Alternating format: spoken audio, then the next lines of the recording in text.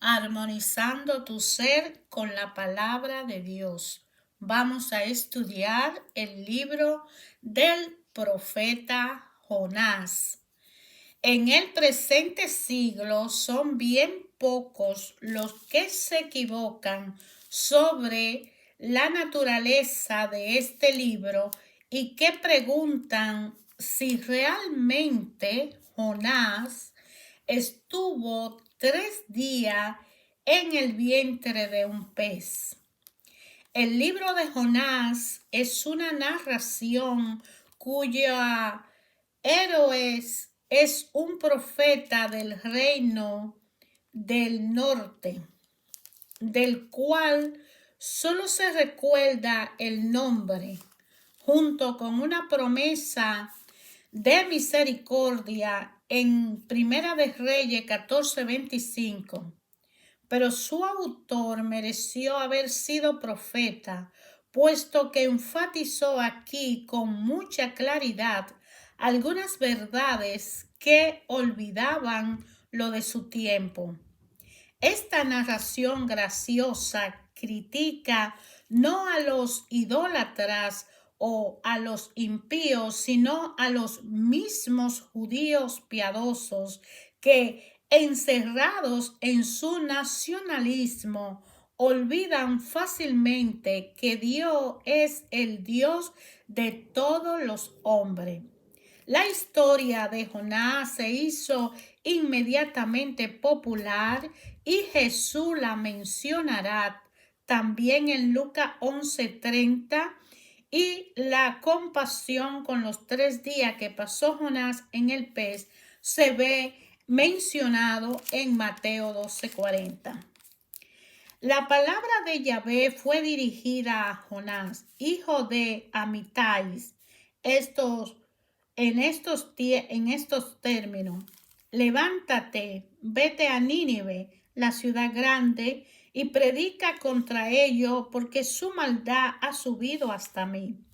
Se levantó Jonás, pero fue para huir a Tarsis, lejos de la presencia de Yahvé. Descendió a Jaffa, donde encontró un barco que salía para Tarsis. Pagó su pasaje y se embarcó para irse con ellos a Tarsis, lejos del rostro de Yahvé. Pero Yahvé envió un fuerte viento sobre el mar, causando una tempestad tan grande que el barco amenazaba hundirse. Los marineros tuvieron miedo y cada uno invocaba a su Dios. Después echaron la carga del barco al mar para sacarle peso. Jonás, mientras tanto, había bajado al fondo del barco para tomar descanso y dormir profundamente. El capitán se acercó a él y le dijo: ¿Cómo está durmiendo? Levántate, invoca a tu Dios, quizás se acuerde de nosotros y no perezcamos.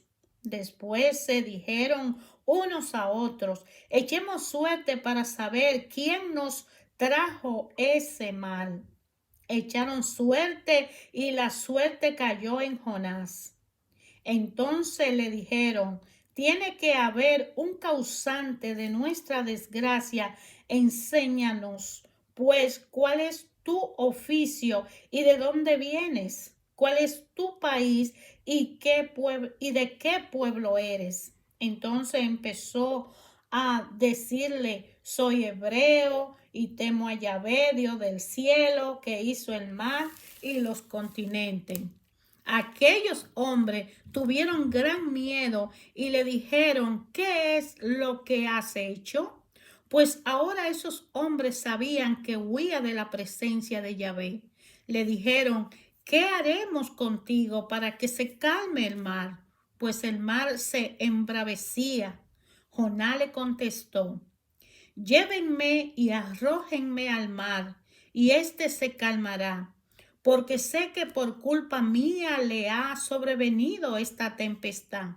Pues por más que los marineros se esforzaban remando por alcanzar tierra, no podían, y el mar cada vez se ponía más agitado. Entonces invocaron a Yahvé y le dijeron: oh Yahvé, no nos hagas perecer de todos por causa de este hombre, ni nos consideres culpable de su muerte, ya que tú, Yahvé, has obrado todo según deseabas. Luego, llevando a Jonás, lo tiraron al mar y el mar calmó su furia. Aquellos hombres temieron a Yahvé y con gran respeto le ofrecieron un sacrificio y le dieron voto. Jonás, en el vientre del pez, clama a Yahvé. Yahvé ordenó a un gran pez que tragara a Jonás, y Jonás estuvo 3 días y 3 noches en el vientre del pez. Entonces Jonás dirigió esta oración a Yahvé, su Dios, desde el vientre del pez, y le dice: en mi angustia llamé a Yahvé y me respondió.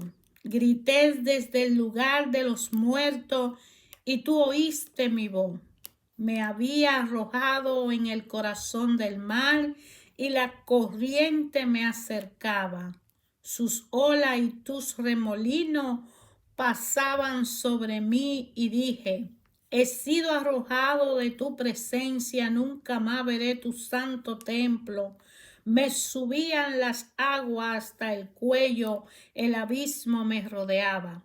Las algas se enredaban en mi cabeza y las raíces de los montes descendí al país cuyos cerrojos se cierran para siempre. Pero me hiciste subir de la fosa, oh Yahvé mi Dios, cuando en mí se me desfallecía el alma. Me acordé de Yahvé y mi oración llegó a ti, a tu santo templo. Los que sirven los ídolos vanos sacrifican sus esperanzas, pero yo en acción de gracia te ofreceré un sacrificio y cumpliré mi voto. De Yahvé viene la salvación.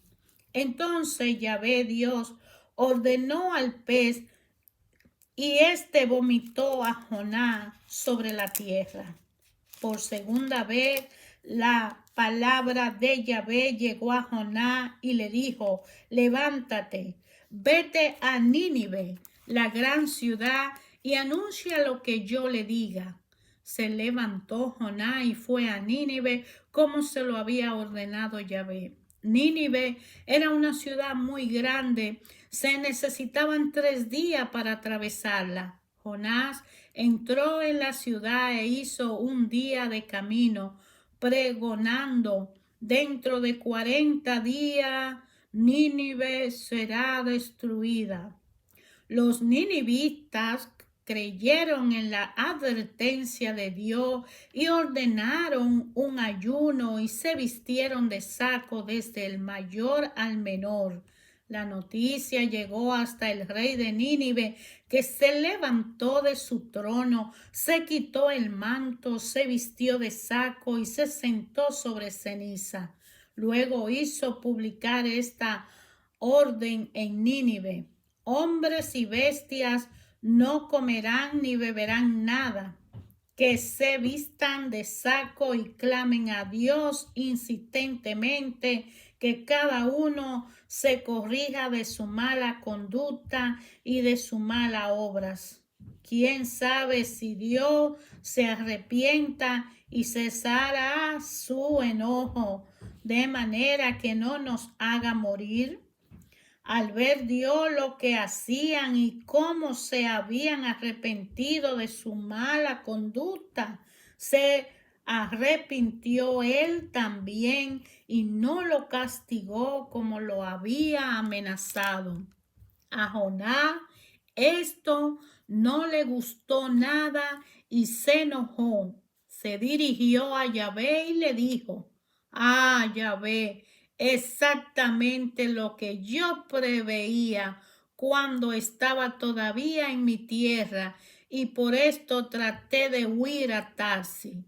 Yo sabía que tú eres un Dios clemente y misericordioso, paciente y lleno de bondad, siempre dispuesto a perdonar. Oh Yahvé, te ruego que tome mi vida, pues ahora es mejor para mí morir que vivir.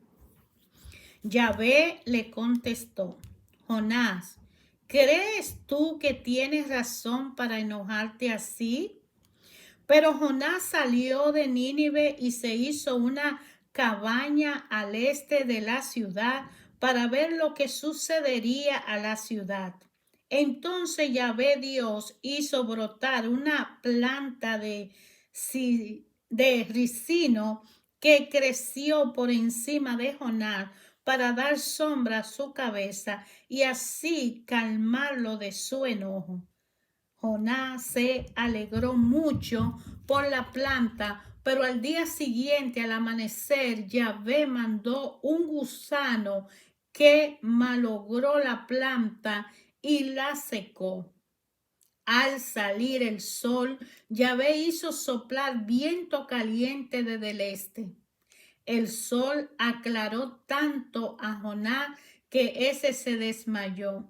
El sol acaloró tanto a Jonás que éste se desmayó.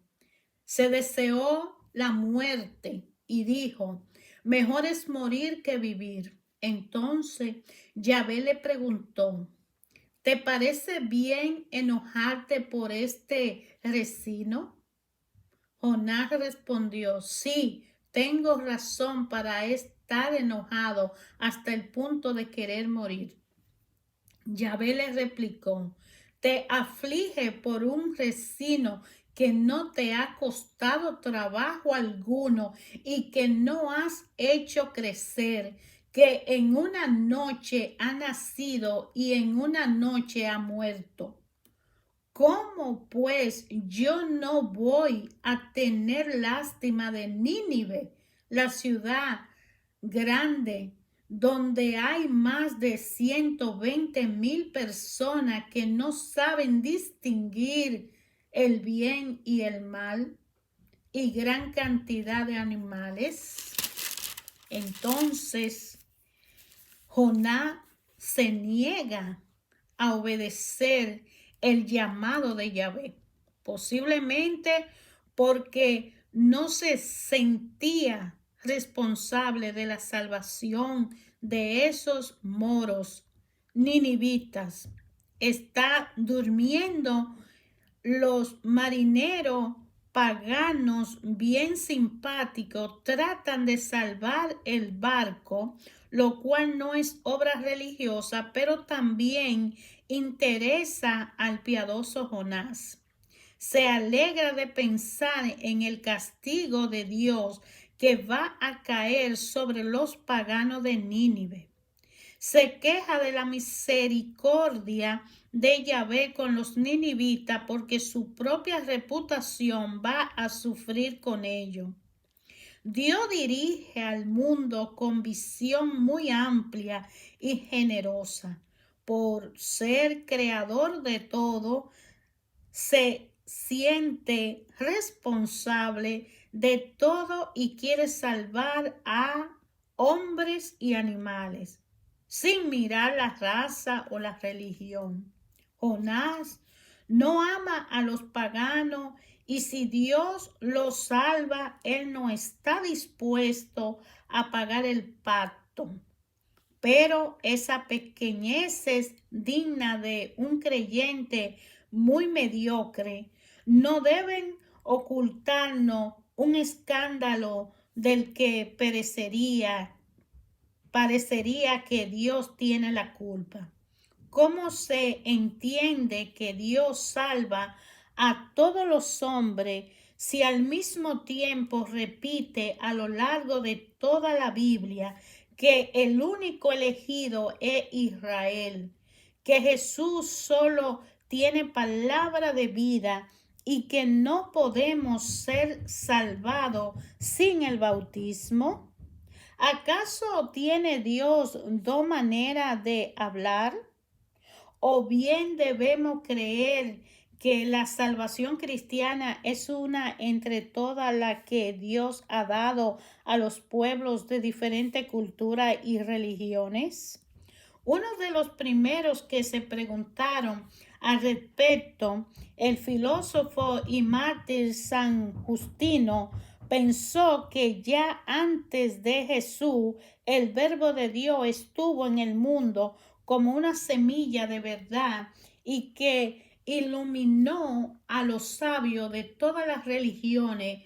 San Agustín, por el contrario, tomó al pie de la letra Marcos 16:16, el que no crea será condenado.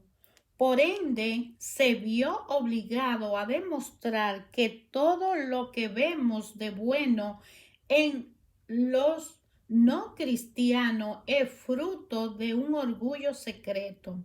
En ello no hay sino virtudes humanas, es decir, una perfección aparente que no tiene valor a los ojos de Dios.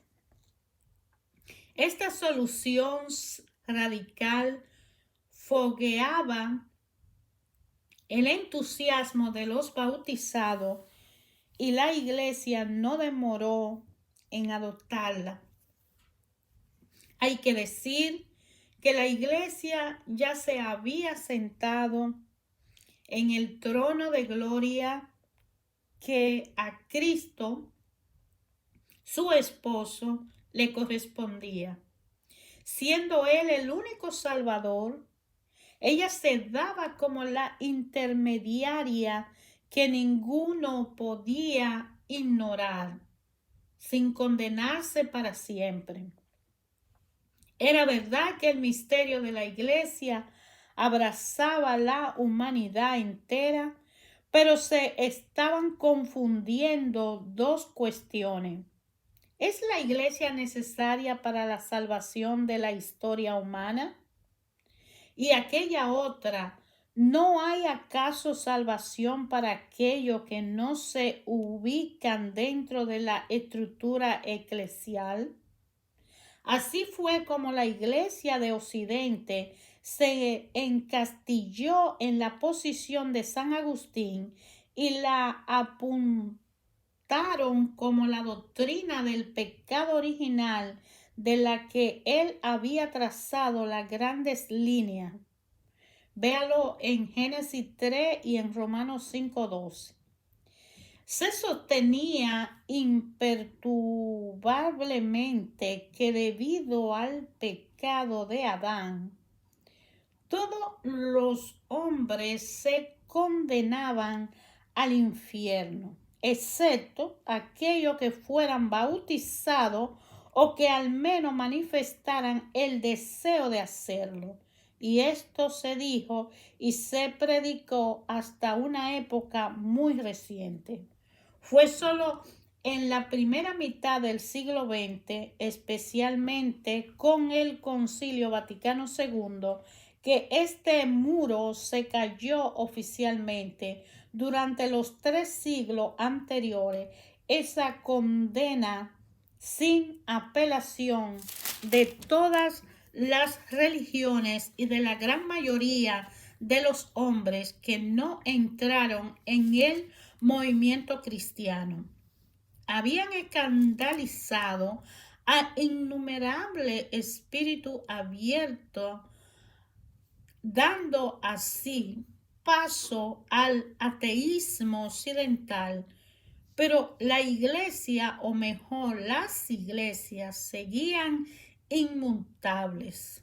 No hay pues que extrañarse de que apenas se reconoció que la voluntad de Dios era salvar a todos los hombres, y esto no solo en teoría, a saber que Dios quiere salvar a todos los hombres con la condición de que crean y se hagan católicos romanos. La masa de los cristianos haya comenzado a desestimar su fe.